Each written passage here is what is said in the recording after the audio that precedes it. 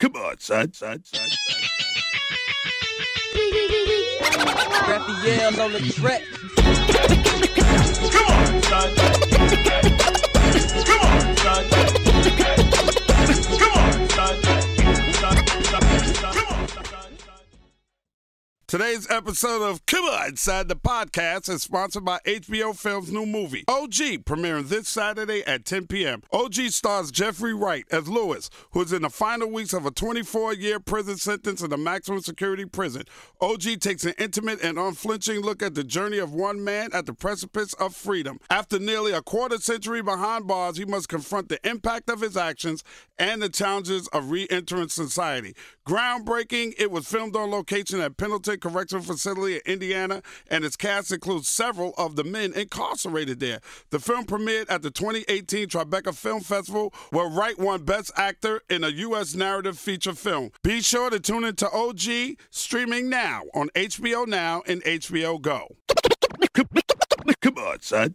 It is Come On, Son, the podcast. Y'all know me. I am Ed Lover. Now, a couple of little weeks ago, first of all, I got to give all due respect to my man Combat Jack. I never forget that. Combat Jack is the overseer of everything I do as far as podcasting is concerned, because he's the one that put me in the game. Now, a few weeks back, I did a podcast. It was about a TV show, and I had a bunch of young ladies that were strippers here, and I got a great amount of feedback from everybody, but one particular woman who's the producer of that show, I told her that I would have her back so we could do a one-on-one podcast, because her story is so incredibly inspirational and interesting. And I have a lot of stuff to talk to her about. Shante Paige is here. Shante! Hey. How are you, darling? I'm good. I'm so happy to be back. Tell everybody about your show that you have on right now. Beyond the Pole. Beyond the Pole is about everything surrounding the life of an exotic dancer. Yes. I have 6 exotic dancers. A few don't dance anymore. Mm-hmm. And then I have Coach Stormy, who I brought in to kind of help them navigate and find their way into their businesses beyond the pole. And people can find that where? UMC.TV. UMC.TV, and congratulations, it's doing well. Thank you. It's doing extremely well. You're doing extremely well. Yes. People are talking about it. Word of mouth is very, very positive, and everything is going extremely well. And we touched on a little bit the last podcast, because you had 2 of the young ladies here with me, and people just thoroughly enjoyed them once they opened up and started talking. I got them to start talking. Right. And people really enjoyed, behind the curtain kind of look at what life is truly like for an exotic dancer in this world. But before that, we had talked a little bit about your career, and I was like, well, I got to have you back to do your own podcast. Right. So now let's talk about Shante Paige exclusively. Okay, let's do it. When did your career start? Where did it start? What was the first thing you was doing in the entertainment business? The first thing, well, it started when I was at Howard University, actually. Okay, did you go to Howard when Diddy was in Howard? Diddy left, and he left the year I came. Okay. But I know him because he would always come back. And, right, I homecomings and all that other stuff. All of us, Chris Hicks, Ryan Glover. Ryan Glover, Mark, all of y'all. All of us. Howard alums. All of us. Yep. What Matt was Middleton. that life like? It was amazing. And the fact that we're all still so connected now. Right, you guys just are shows 18, you how 19 years powerful, old. Yeah. Where are you from originally? Born in New York, Uh-huh. raised in the DMV. Okay, so you were already out there Yes. in the DMV area. That is D.C., Maryland, and Virginia, for those of y'all who don't know what the DMV is, because you'd be Yes. surprised at who listens to the show, and they will DM me, what the fuck is the DMV? Right. D.C., Maryland, Virginia. Home of the go-go music. Yeah, home of go-go. So out of all the schools that you could go to when you graduated from high school, why did you decide to go to Howard? I had to. I loved the area. And, I would always go to the homecomings. In high school, I would always go to parties at Howard and the homecomings, and I was like, I got to be here. I had a full scholarship to Bowie College, and I chose to go to Howard and pay. Really? Yeah. What was that? Your parents said what? They rolled with it. I mean, I took student loans. They helped where they could, and yeah, they rolled with it. And when you went to Howard, did you pick a major off the bat? What was your major? In Howard? No, business management was my major, but I didn't pick it immediately. I picked it to get out.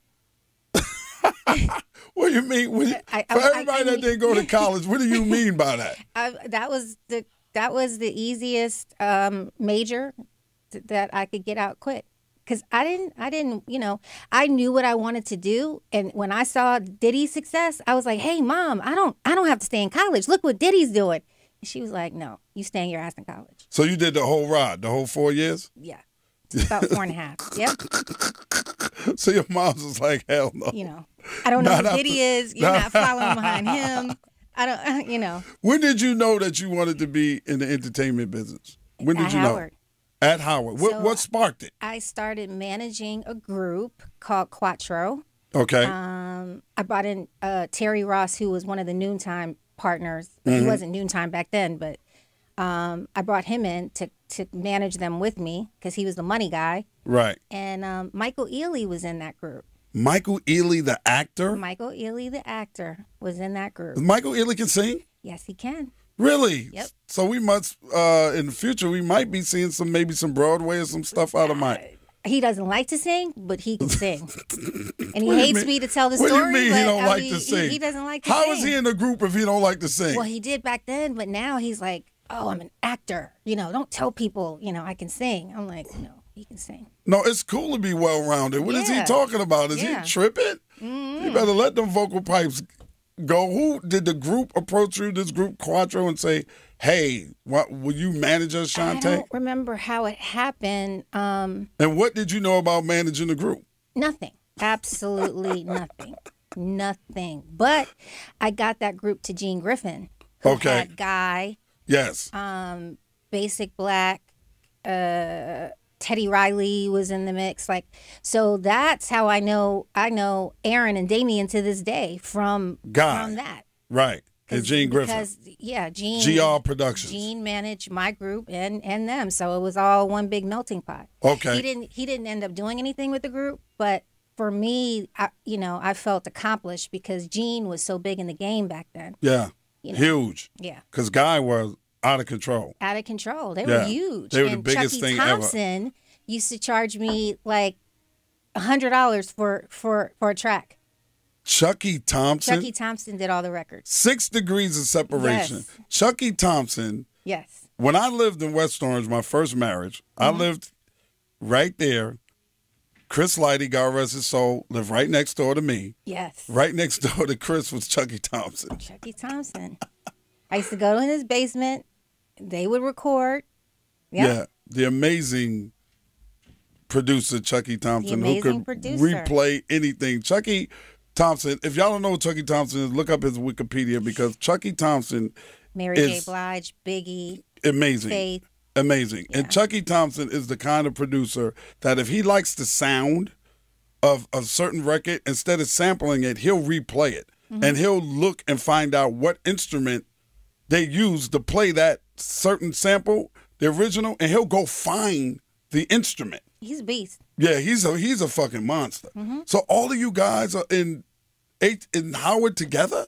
Everybody in that D.C. area. Yep. Wow. Chucky's studio was walking distance from Howard. Oh, wow. Yeah. Wow, so you're talking about what, 1990? 1992. Right. 1992, 1991. Yeah, when one of the greatest eras of music, period. When everything had started, everything is bubbling. Yep. Everybody is doing this. So you get out of Howard. Graduate and move to New York the very next day. The next day? The next day. Had you been to New York a lot? Yeah. I kept going back and forth. Like, I wanted the music business. Okay. I just didn't know what I wanted to do, but I knew that I had to be in it. Where did you live when you first moved to New York? I moved in with Chuck Bone's wife, Carla Bone, and my friend, God. and my friend Ayanna Brown. Okay. So they were roommates. I became the third roommate.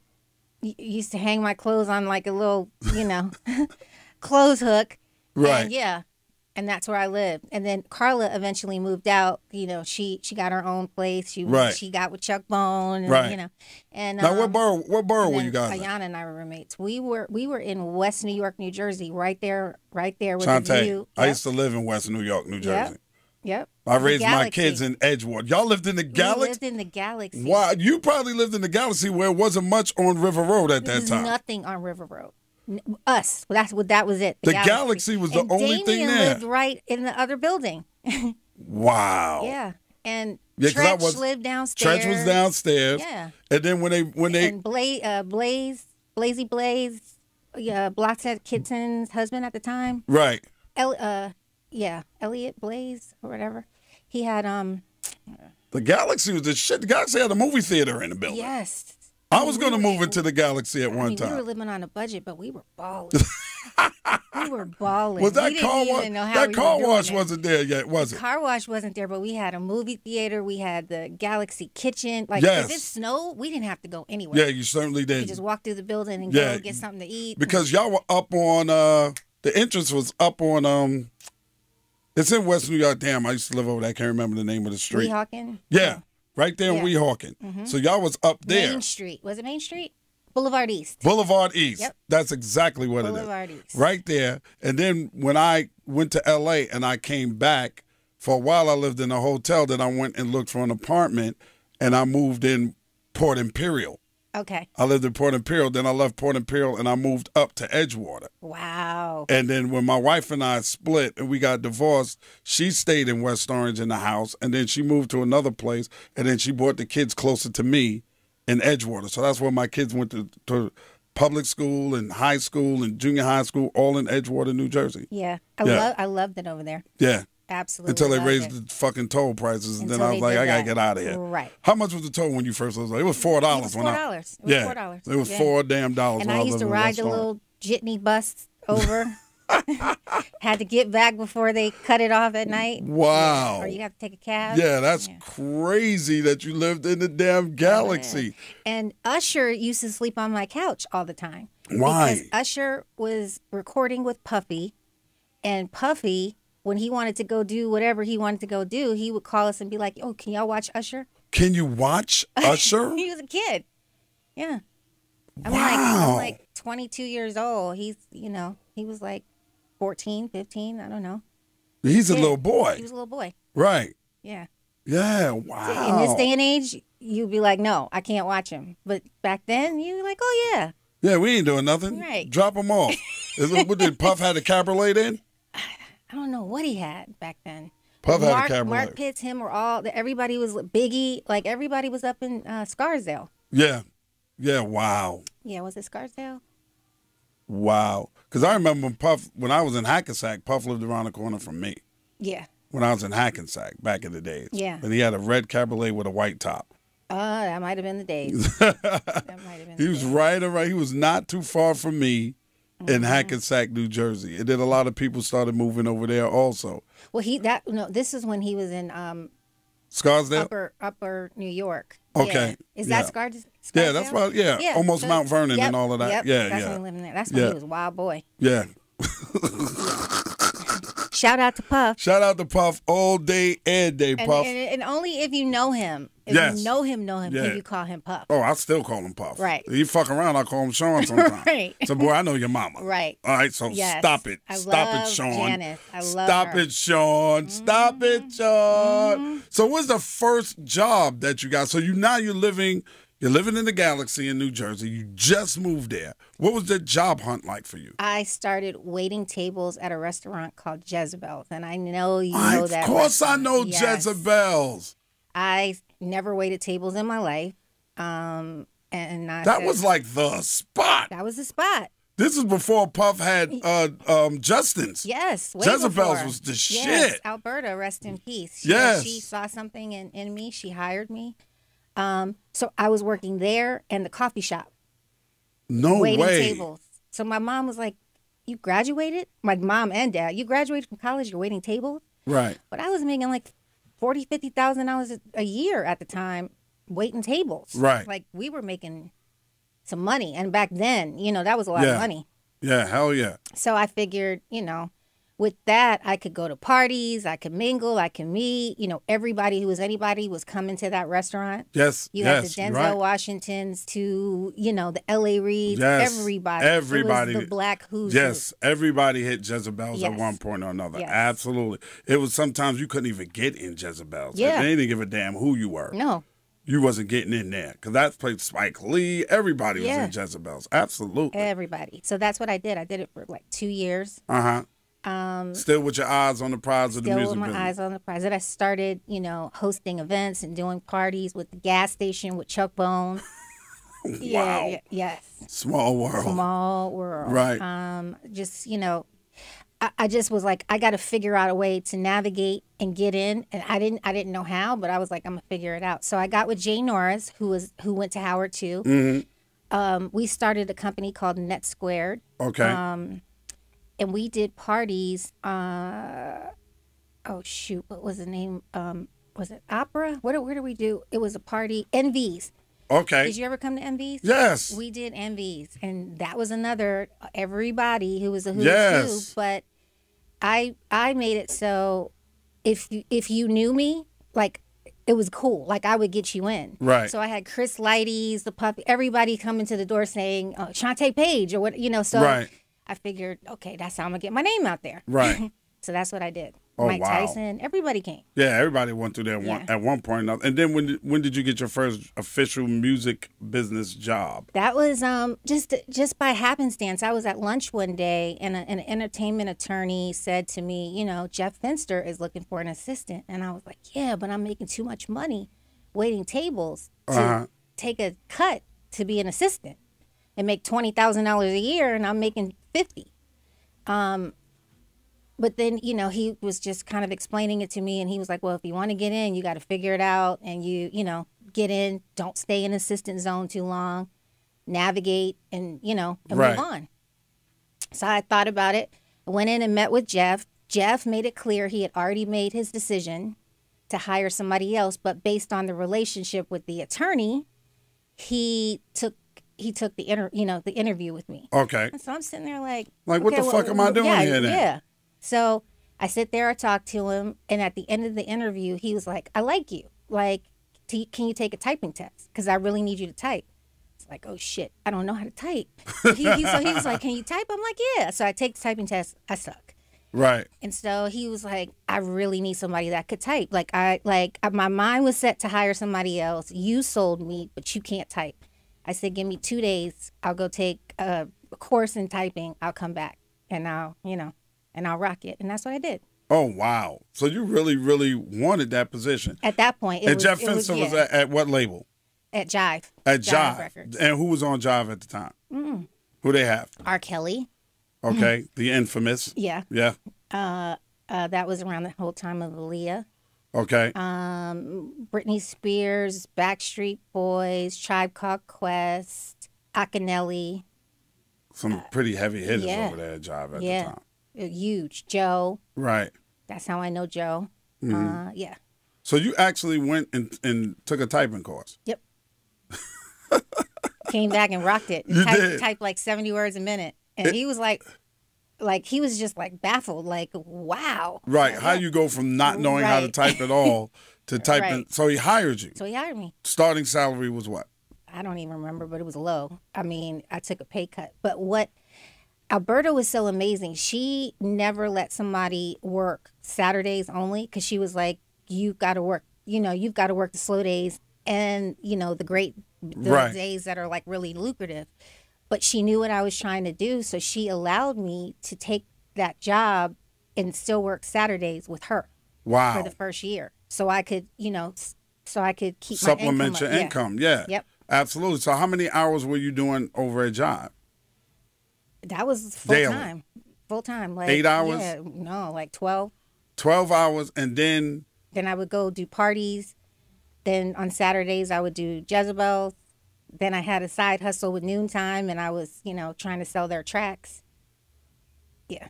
and you had a side hustle with Noontime. Yeah. Who were some of the people you were meeting with to try to sell Noontime tracks? Because they blew up. Leor Cohen, Kevin Lyles. Like I was meeting with. Shout out to Kev. I just saw Kev. Yeah, that's my guy. So I was meeting with everybody. I I would call. I didn't have any shame. Right. I would, call and make it happen. Yeah.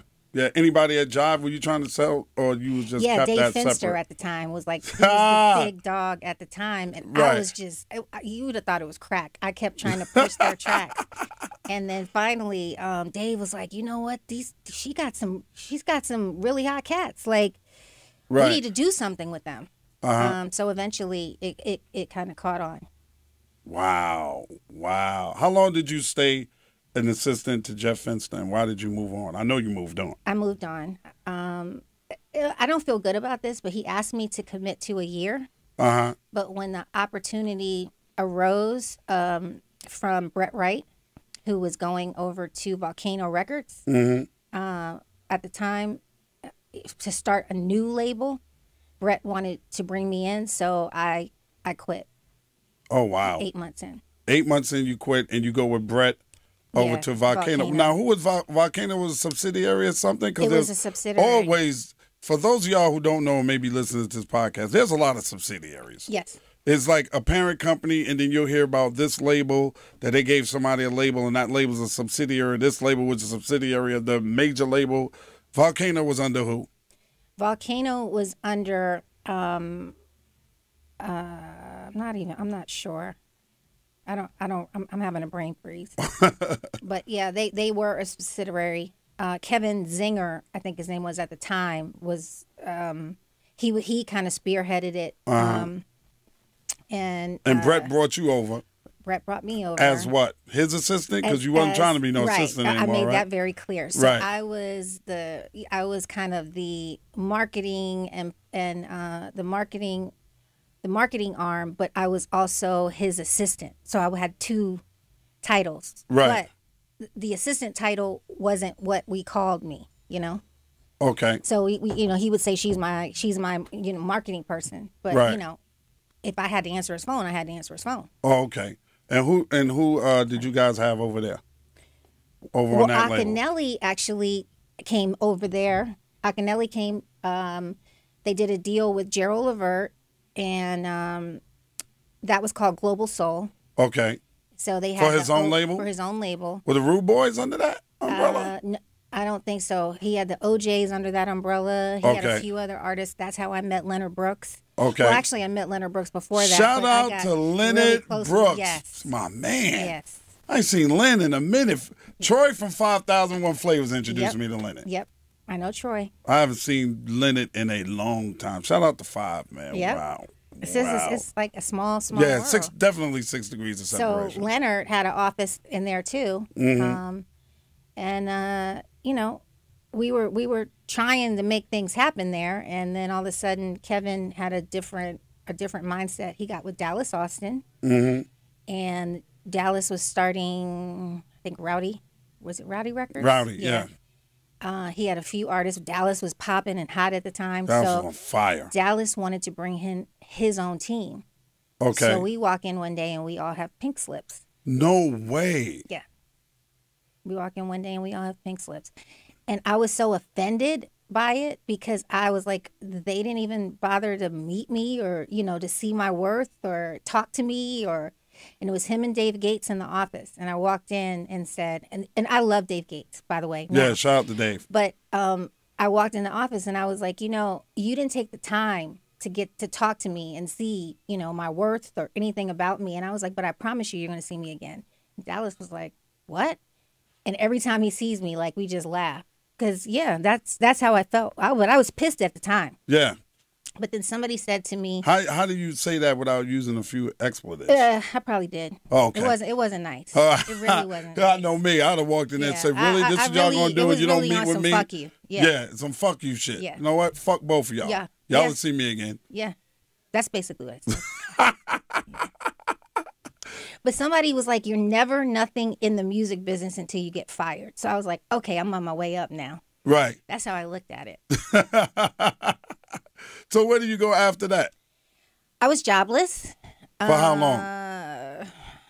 It started to hurt, I want to say, for about a good year. So I started doing all these little side hustles, and I did a a charity golf tournament in the Bahamas. Somebody hired me to do that. You know, I'll talk my way into anything. Right. I never did that in my life. But I got all of the B-listers at the time who are A-listers now out to the Bahamas. The Chris Spencers, the Damon Wayans, who else? I even got Jermaine Jackson out there. Oh, wow. Yeah. Jermaine Jackson ain't never been on B-list. I don't they give were a all damn. there. I was like, he's royalty. Yeah, that's like, royalty. I don't know how I did this. Or it was myself and Lorna Lightfoot, who was one of my partners in Net Squared with Jay Norris. Right. And so we did that. So I just did little, side hustles to keep the bills paid, but it was getting tight. So there was a music convention in Nevada. I forgot what it's called. You probably remember, but they would always do it in Nevada because then all the radio people would go to all the bunny ranches and everything. Yeah. So it was in Nevada, and Tina Davis, shout out to Tina Davis. Shout out Tina Davis. She's like, you should come. And I was like, my money's tight right now. I can't go to no, music convention. And she was like, no, well, you could stay with me. She was at where was she at? What was the big rap label back then? Def Jam? She was at Def Jam. Right. So Def Jam was covering her room. So she was like, you could stay in my room. You don't have to cover it. Just get out there. Right. So I did. Okay. And so I'm playing the slot machine, and then somebody taps me on my back, and it's Kedar Massenberg. Oh, wow.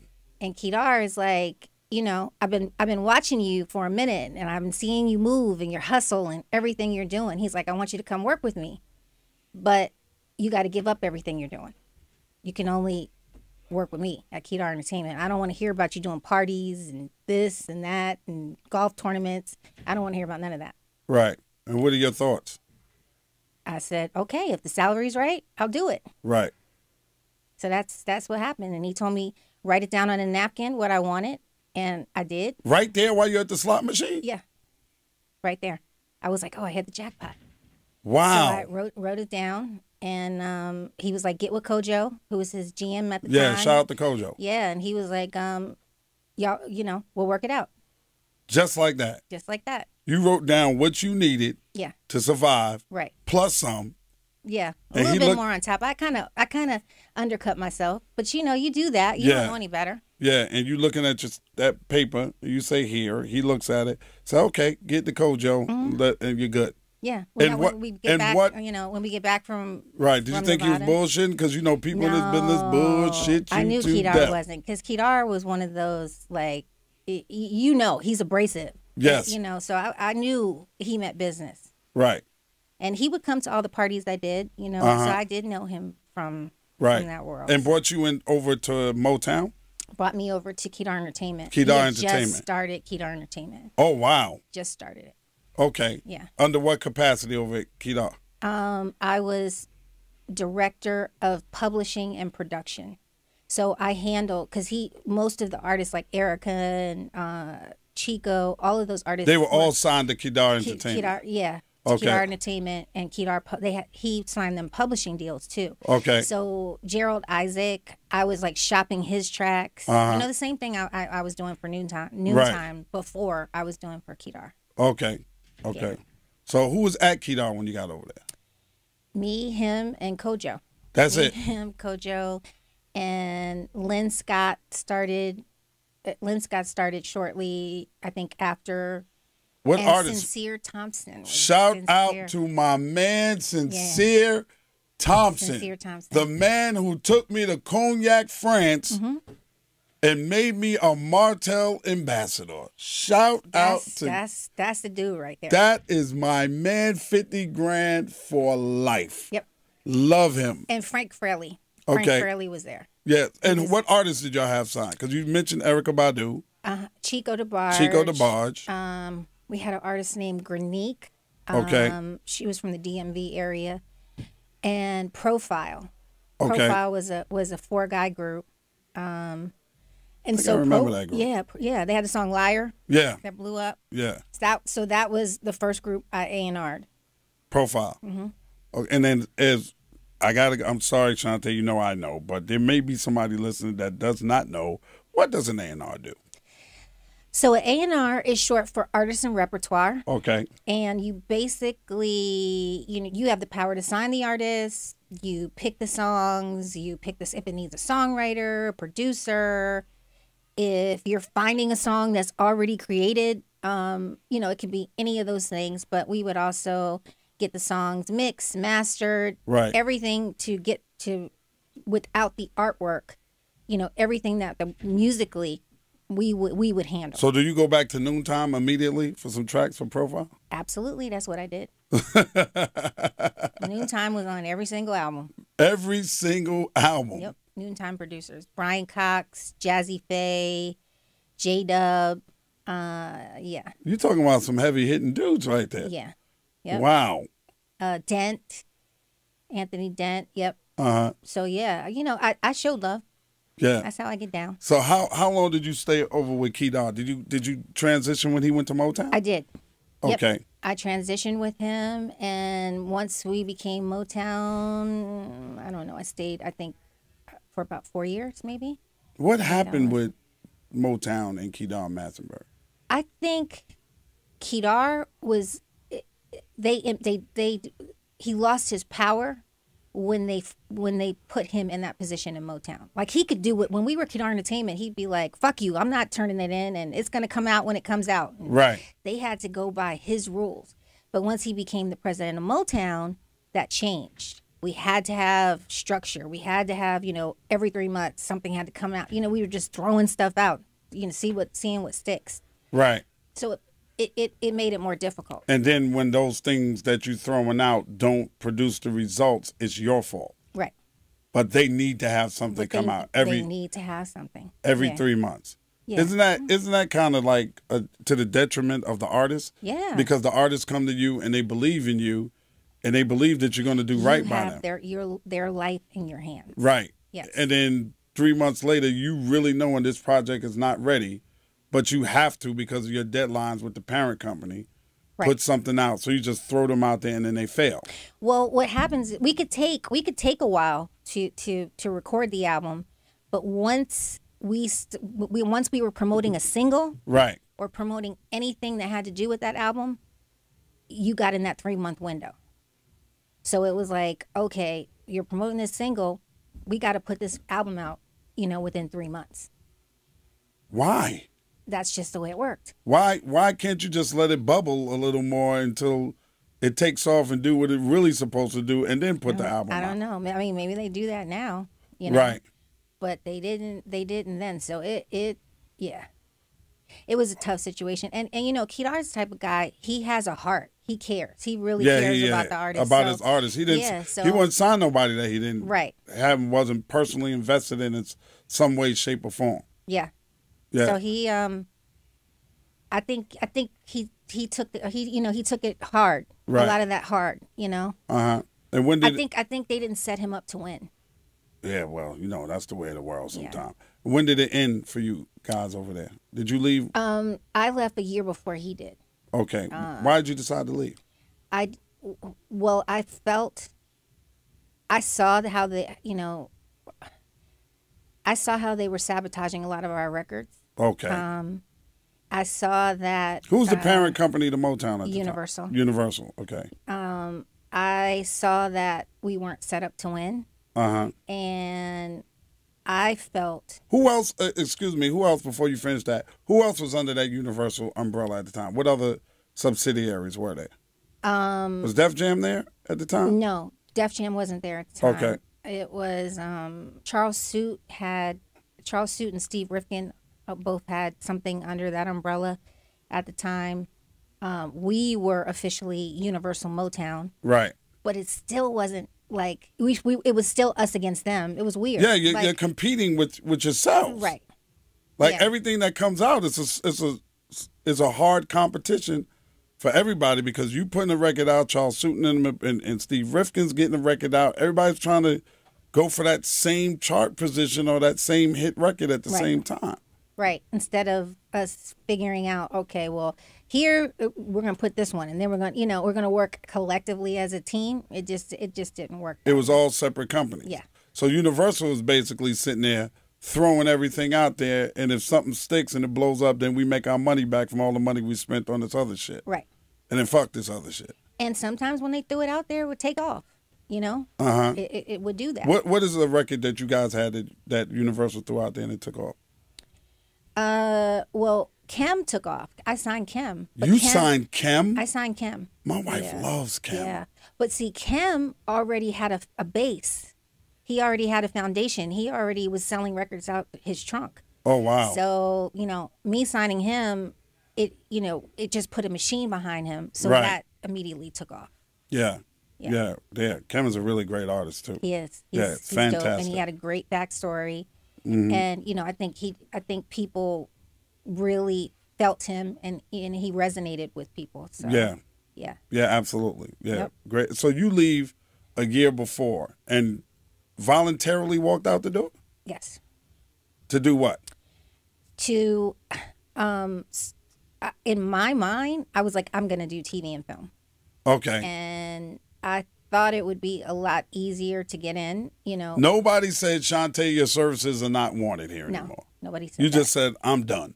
I just said I'm done. Did you stay in New York? You was done? You going to stay in New York and do television and film? Or you going to L.A.? What you doing? I was going to stay in New York and do it because there were a lot of, there was a lot of productions happening in New York. So that was the plan. I had cushion. I had a nice little cushion.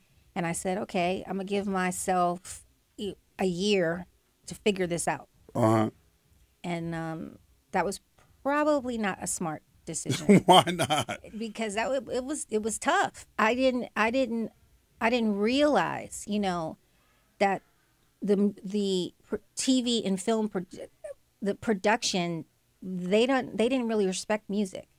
They looked at us like, we were just handed stuff, and we were getting paid a lot of money, and we were lazy kind of people. And they really coming in, they were like, we don't care you were a senior vice president, you could be a PA. Really? It was that type of thing. So I did. I did PA. You PA'd for who? I PA'd for various productions because I was like, I'm gonna humble myself and I'll start from the bottom. I'll do that. And when people would see me, they would think, oh, you're over here. You're running stuff over here. And they had no idea I was even a PA. Right. You're like, no, I'm a PA over right, here. I'm a PA. Yep. Right. I'm basically go get the coffee, go get this, go get that, make sure this person get there, when you grab talk that, about do this, humble, do that. Yeah. That's humble. Who hired you as a PA first? It was a couple. Were you working on videos and stuff? Yeah, it was a couple of video shoots. I was a PA. I remember Rick Ross was on one, and Trey Songz, and I knew all the artists, so they were just like, yo, Shante. Right. But had no clue. Oh, wow. So I'm trying to hide that I'm a PA. Right. Yeah. So you go from a senior vice president. Yeah. That you walked away from the label. Yep. Even, did you ever have any doubts about that? Any I did. Reservations like, damn, maybe if I should have stayed over there, and even if Kedar left, maybe they'd have kept me within the Universal system. Yeah, I did. I did have that. But then Kedar reassured me and was like, no. Like, I was his right hand. Right. He was like, they would have got rid of you. Right. If they didn't keep me, they wouldn't have kept you. Right, because they blow out the whole... Yeah, they blow out everybody. So everybody that kind of made me feel better. Like, okay, I wasn't, And how long were you PAing? If that's a term. I might, yeah. I might have made that up, PAing. I probably did about a good 5 or 6 shoots and various projects, and then I was like, I'm not doing this shit no more. So I had to figure it out, and I said, okay, I'm gonna start producing my own content. Right. And give proof of concept so that people will say, oh, you can produce on this side. You're not just a music producer. So that's what I did. And what's the first thing you did? It was called Style Aficionados. It was two stylists, 2 gay stylists, Dalimu and Terrell. And they were, and see, the thing about it is Terrell was styling all the hip hop artists. And I don't even know if the hip hop artists knew whether he was gay or not. I guess it didn't matter because he was so dope. Right. To them.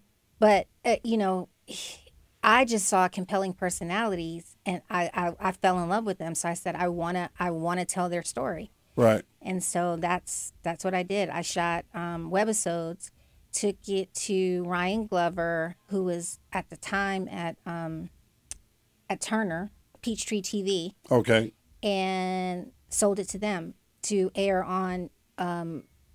They were doing a new like website or whatever, and doing webisodes back then on their site. So yeah, so they bought it. So I was able to monetize it. Oh wow. And then a guy named You put your own money up for it? Yeah, I did. Oh wow. And then a guy named Drano, who is a friend of mine from the West Coast, he got the same webisodes to James DuBose. And James had Keisha Cole's show, all the like he was running BET. He had all the shows on BET, and he loved it. So he started hiring me for his shows. Okay. So I was like, okay, I'm in now. Yeah. So now you got your foot in the door. Now I got my foot in the door, but they don't automatically make you a producer. So I was doing, I was doing the logging. I just was getting in where I fit in. Right. Yeah. Doing everything at the same time. Yep. Just running around doing everything. And when did you run across Mr. Roger Bob? A friend of mine, Erykah Monroe Kennerly, because she's married. She knew Roger. She knew Roger very well, and she just kept telling Roger about me. And she was like, "She's there. She's working with James." And by now, I'm like story producer. Right. I'm really doing some things. So she kept, trying to introduce us. I met Roger, and then he was like, "Well, do you want to do post-production?" And I didn't really know anything about post-production. But I was like, I know post for, it's editing and, but I didn't know online, offline. I didn't know any of that. But I'm like, yeah, I love post.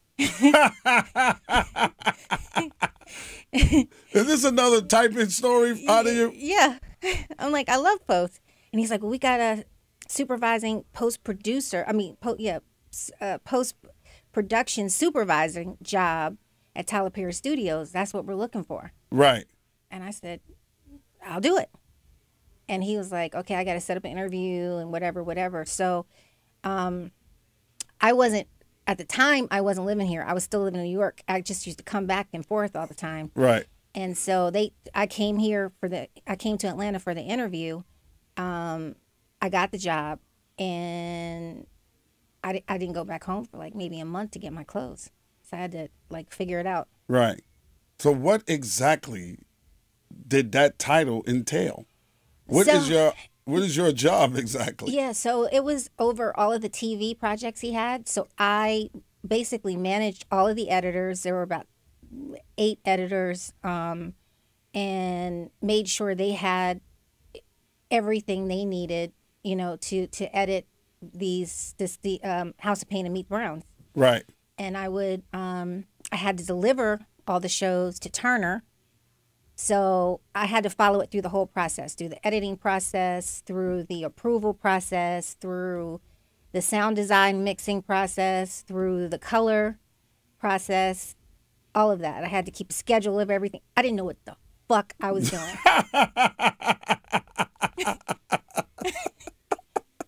You didn't know it all? No. Could they tell, or did you? I'm sure they could, but I was like, I'm gonna figure it out. Right, you was faking it till you make it, huh? Yeah, I'm gonna figure it out. Wow. I delivered 222 episodes. Wow, with no experience. No experience.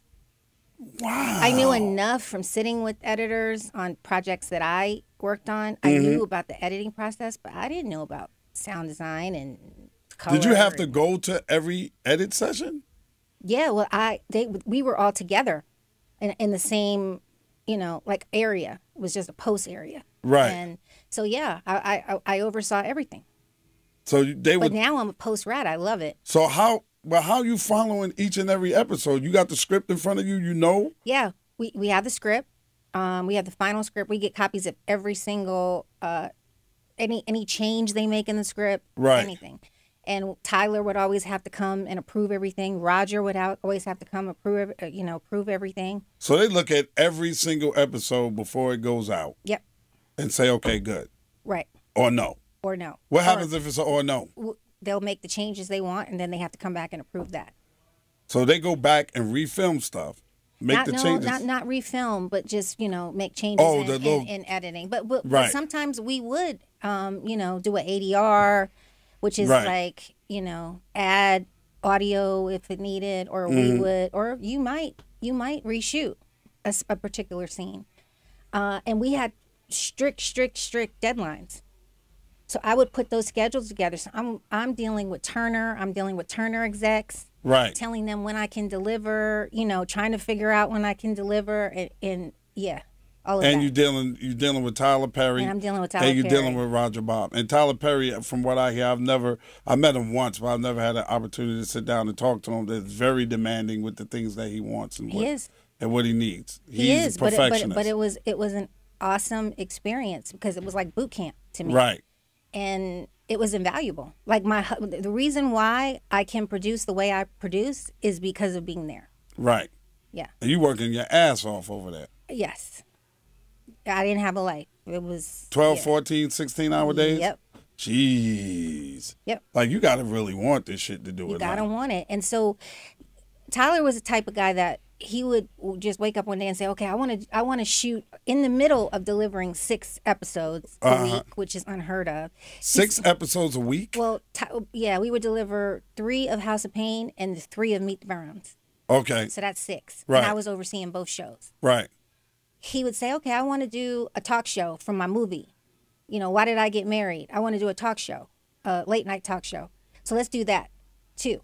So he would just throw that in the mix. And so then one day I said, well, I want to produce it.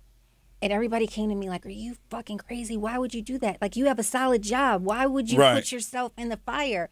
Because if you write that show, if you write the script for that and it goes to hell in a handbasket, you're going to get fired. Right. And I was like, I got to take the chance.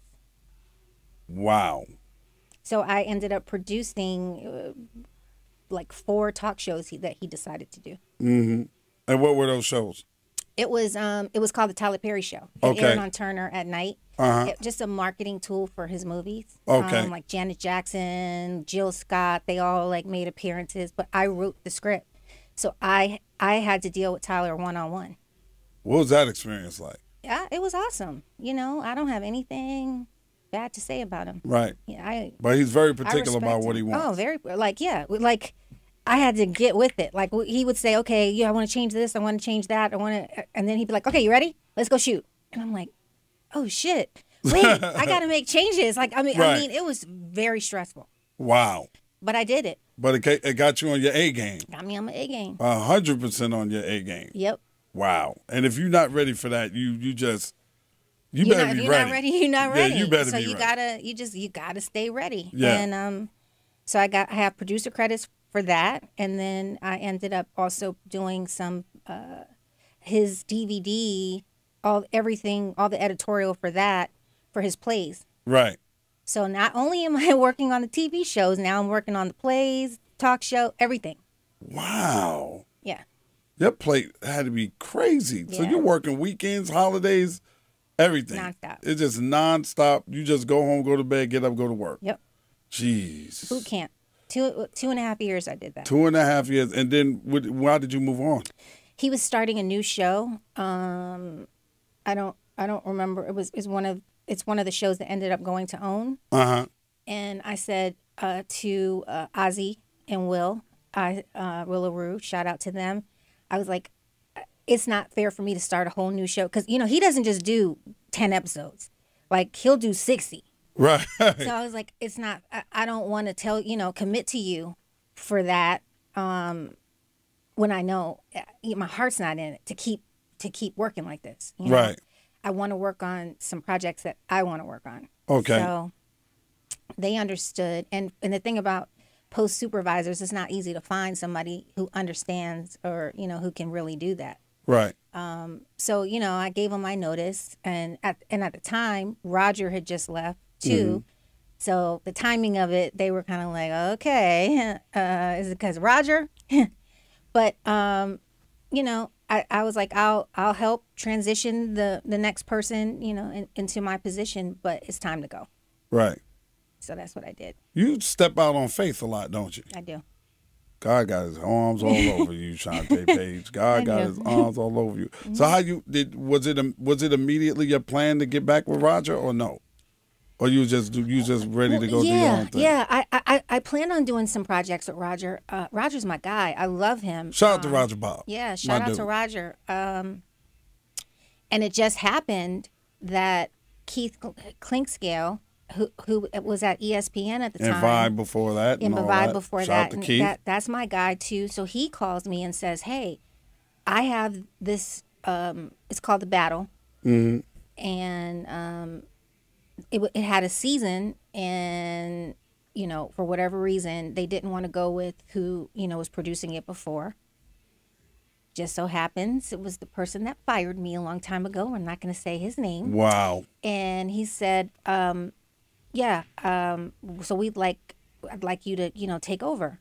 I need you to get a producing partner. So I went to Roger. Right. And that's what we did. Oh, wow. So that was the first project out the gate. Both of us leaving Tyler. That's what we did. And I was executive producer of it. He was executive producer. Right. So it was a good look. Yeah. An excellent look. And Keith threatened me with death and was like, you can't go over budget. Like, not a penny. And we didn't. You didn't? And we didn't. No. You kept it under budget, huh? Yeah, we did. Wow. Yep. Wow. That's an amazing thing. So are you still working with Roger? Well, I do Ricky Smiley for Real with Roger. Yes, with Roger Bob. We 5 seasons in. Yeah, and I had a pleasure of doing that show with you guys. Yes. We had a great I brought time. you in on that. Yes, you did. I saw you. I was like, oh, we got to have Ed. Yeah. Yeah. It was fun. Yeah. A lot of fun. So y'all did 5 seasons so far? 5 seasons so far. We don't know yet. We haven't heard yet if there's going to be another season or if that was that. But the ratings were really good. People love it. Yeah, love the show. I get recognized for being on it. Yeah. People, I saw you on Ricky Smiley for Real, man. That was fun. That was funny as hell when you was on there with your wife and y'all was doing this, that, and the third. I was like, thank you. Oh, man, I remember when y'all did the thing and Gary choked and y'all put it on. I was cracking up. Yes. People just really, really enjoy the show. They love the show. Yes, they do. Yeah, they do. Yeah, so I did that with him. You never know. You probably do some other stuff with him, too. Yeah. I think he's getting a chance now to see me in a different light because I'm doing my own show running and running everything through my production company. So he knows, he's like, oh, okay, she can really handle everything. Right. And it's a workload. It's not easy. Beyond. There's no stress like that. It's so that stress is like what's the hardest part? Is the hardest part getting the budget? What's the hardest part? Well, you're handling the budget. You're trying to stay under budget. You're paying people. You're putting out fires. You're hiring all the crew. Wow. You're handling the filming, everything that and you're goes wrong. And you're depending on people to be professional. And you're depending on people to be professional and to do what they're supposed to do, and you're handling the post side. You're handling, everything. But I would not be ready for that had I not had the experience with Tyler. Right. I just wouldn't. Yeah. Because when you're doing your own thing and you got the budget and you're depending on people to be professional, people don't understand that time is money. Right. So, like when we were talking about the show that you currently have, and LaBrie was here. Right. And LaBrie was like, well, Shante didn't like me at first because I used to be late. And I'm like, you late, you fucking up money. Yeah, you fucking up the money. And it wasn't I don't like her. I love her. But right. I was like, you're fucking up my money. So what I started doing with her, I just started shooting the scenes without her. And I was like, because she got it you're then, not right? going to be here. Yeah. So she would come strolling in. And then a couple scenes, it was like the tail end. She didn't even know what the heck was going on. And I naturally followed that. And I'm like, now you got to explain that in your interview. Like, it's just whack. But I'm not going to hold up a whole entire crew because you had to get your makeup, hair, and whatever ready. Right. But she gets it now. When you should have had that ready already on the days when you know that you're shooting. Right. You should do that 2-3 hours ahead of time. Yeah. Before you know you have to be somewhere. Let me give y'all a classic example of how money can get fucked up and what Shante as a producer and line producer and people that handle money will go through. We did a movie that was released in 1993 called Who's the Man? Oh, and then Dr. Dre and I played barbers that became police officers. We are horrible barbers. We became cops. So we have all of these celebrities in it. We do a scene where Nick, who is the proprietor of our barbershop, gets blown up in the barbershop and he dies. And then Dre and I walk by, they blow out the whole front of the barbershop. And then the next scene is the funeral scene. And we had slated Mary J. Blige to sing Amazing Grace. Mary was coming. 6:30 in the morning, all the trucks show up at the church. Everybody's ready. 8 o'clock call time, no Mary. 9 o'clock, no Mary.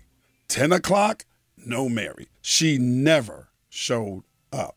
I mean, her people are there. They're calling. They're trying to figure out where she is. She never showed up. An entire day shoot went down the fucking drain. And this is not a big budget movie. Right. We only had $3 million to do the movie, but that shit cost a lot of fucking down the money. toilet because you still have to pay those people. And then we got to reshoot the scene with Bow-Legged Lou singing. Thank God Bow-Legged Lou from Full Force was part of the cast, and we just rewrote it and said, well, let his character, 40, sing Amazing Grace. Right. Thank God that was even possible, that we didn't have to go out and try to find somebody else. So now you understand when somebody is slated to do something and film something and you're not on time and the crew is there, the crew is ready, because the crew got to get paid. They don't give a fuck. Right. And these are Teamsters. Yeah. You have to pay them. There's a dude that sits in the truck. Yeah. If you got like the trucks where the dressing rooms are, there's a truck attached to it, and then there's all these dressing rooms. There's a guy whose job it is, as a union member, to sit in that truck that pulls all the other dressing rooms, and he gets paid to stay there all day. They don't play. All he do is get out, he smokes cigarettes. When it's lunchtime, he goes eat lunch, and then he comes back and sits in the front seat of the fucking truck for 14, 15, 16 hours and getting paid out of his ass. So when you get an opportunity to do television or film, Shante, when I did Ricky Smiley for real with y'all, was I ever late? Nope. No. Never. And always professional, and you always were like ready to go. Whatever y'all need to do. You know why? Because first of all, it's an honor and a privilege for you to be able to even work in this business. Right. It's not a birthright. It's not something that that you're just, oh, well, I'm a superstar. I don't care. I hear so many horror stories about people dealing with people in this business. So many stories that I've been on so many sets, and so many PAs and assistant directors and stuff like that have told me stories about some people that have been absolutely horrible to work with. I am shocked and amazed that they're doing a Bad Boys 3 right now. Because from what people told me, Bad Boy 2, Martin was a fucking pain in the fucking ass. He had them build a fence around his trailer.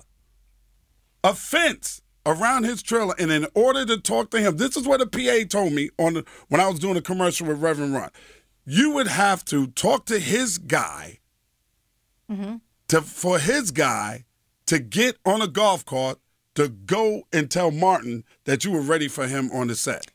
Well, let me say something in his defense on that. I don't know about the building the thing around the trailer, but show running, I have an understanding of like why, even when we heard about Steve Harvey and he said people just can't come to him and talk to him. Well, I understand that. Yeah, because everybody just comes at you. Yes. You're running a show. Yes. And somebody will come to you and say, hey, where do I get this? Or what location are we going to? Or where's my paycheck? Or, okay, we have an accountant. There's a supervising producer. Right. There's all these people. Why the hell would you come to me, the EP showrunner, asking me these questions? But they do that. Yeah. So you gotta You'd set be surprised. those boundaries. Whatchamacallit's here and they want to say what's up. Who? Yeah, I mean, out of nowhere, when you're doing something, when you're working, whatchamacallit's out there and they want to say what's up. Now, Will didn't have a fence around his shit, and Will signed every autograph and took every picture. And the PA could knock on Will's door and say, Mr. Smith, we're ready for you, and he would come. But that shit what Martin was doing, he was gassed up. No, but he probably had that temperament. Like, everybody doesn't have the temperament to be able to. But and in the case of Steve Harvey, I just thought that it shouldn't have been a memo. Steve should have just said something to people. He gather everybody and say, listen, this is how we're going to operate from moving forward. Because that dude gets up, does a morning show, Then he got to go do his own talk show. His hustle is out of control. Yeah. And you trying to get yourself mentally prepared to do the show. You don't have time to talk to every damn body that comes in, and people shouldn't. Yeah. They shouldn't be able to get to him like that. They shouldn't. You should chill out. Nobody should be able to. When he's walking from his dressing room to the set to do his show, nobody should be able to run up to him. Right. Nobody. And tell him nothing. Everything should be allocated and taken care of. I understand that part, but some people do get a little gassed up. Yeah, yes, that's true. They do, and they make your job very fucking difficult with what you're trying to do as a producer and as in whatever capacity you're in. Yeah, that's they true. Make it, and they forget that it's a blessing to be even in that position. I have never been in a position where I'm making $20 million a film, or $10, or $10 million, or yet. $5 million. Not yet. Right. If I ever got in that position, I'll probably be on the set before y'all pulled the fuck up, sitting in my own car. Like, y'all ready? Let's go. Let's do this, because it's not promised to you. Right. And when you get there, you should be a little more humble and remember why you worked so hard to get there, and be prepared, be ready to go. Like, is that so hard? Right. I don't play around. For some people, it is, and I don't understand it. But for some people, sometimes it take their ass to hit rock bottom until the movies dry up. Right. Until they find another star and they move on to the next person for people to understand. Yeah. Yep. Yeah, I don't. And a lot of this is a lot of stuff that I don't understand about this business. Like, we have a lot of artists out there. You know, you reach out, you know somebody 20, 25 years, and you say, hey, man, could you do my podcast? And, yeah, man, I'd love to. And then you call them a million times, they don't get back to you, and then you go see them do the white man's podcast. Right. Huh? Yeah. It's fucked up. Yeah. And then they see you, and it's still, oh, yeah. Hey, what's up, dude? You know how I am, Shante. Yeah, you keep it real. I'm quick. Fuck you out my keep face. Right. I was about to say. I done told fuck out my face, dude. Yeah. You so full of shit. Go run over there and do that other shit. But when you were struggling and you needed somebody to give you a look, we're the same people that gave you a look. Right. But you won't give us a look. It's like it's just insanity to me.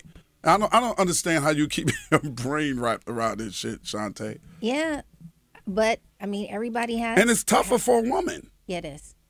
It's super tough for a woman, and you're a beautiful woman, Shante. So it's got to be double tough for you. Oh yeah. Yeah, let's hook up. You want to hook up and. Well, nothing compares to the music business back in the day. That was the worst. Wow. That was the worst. Wow. Anything went. They come at you any way they want it. You know. Now today. Yeah. Yeah. It's a breeze compared to what we went through. And then you right now you're hearing so many horror stories. Yeah. About people that you had no idea that was doing that kind of shit. Yep. Back in the days when I was on MTV and then I had the label, because I had a label. We had No Face Records through Rush Associated. Mm-hmm. Me and my partners Sean and Mark, we had Rush Associated. And then you hear all of this shit about Russell. You hear this stuff about AJ Calloway. Blew me the fuck away. Yeah. That's why I always try to keep it professional. When you are dealing in a professional capacity with a woman, deal with that woman in a professional capacity. Right. If she says to you, if you're single and she's single, and let her make the first move if she's interested in you. A lot of these guys use their power to try to get a woman in the bed. And that's I don't think that's the way you ever want to be with a woman in the first place. You know what I mean? You always want to be, women are there to do their job, and 9 times out of 10, they're smarter than you. So right. Shit. Yeah, but it was wild back then. So I'm never surprised when I hear the stories, because I'm like, I know how many How'd people you said fend that crazy shit stuff. off? I would just kind of ignore them. You know, I was like, I'm not here for that. I'm not dealing with that. Like, right. Once you kind of shut them down a little bit, they're just like, oh, okay, she's not a, you know. Yeah, she ain't one of them. She's not easy. You know? So, but yeah, they'll try you. But of course, you have seen and have heard of your peers compromising themselves. Yeah. All the time. Yeah. Doesn't that make it harder for you as a woman to succeed? When they allow themselves to be used like that? I never looked at it like that. I looked at it like that, you know, that's their price, you know, that they're going to have to deal with. I personally never looked at it like it affected me.